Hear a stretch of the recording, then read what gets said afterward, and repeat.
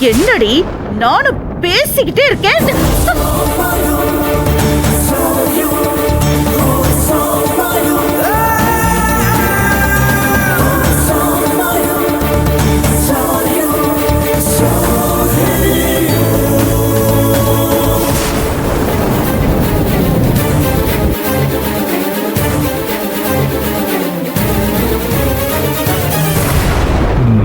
அதானே பார்த்தேன்.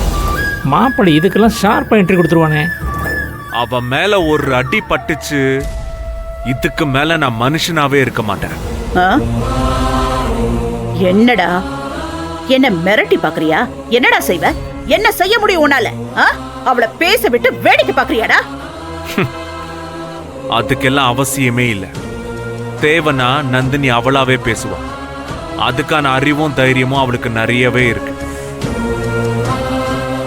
நீங்க பண்ற கேவலமான வேலையெல்லாம் பொறுத்துக்கிட்டு அவ அமைதியா இருக்கானா, அது உங்க மேல இருக்கிற பயம்னால இல்ல, இந்த குடும்பத்து மேல டாடி மேல இருக்கிற மரியாதையால மட்டும்தான்.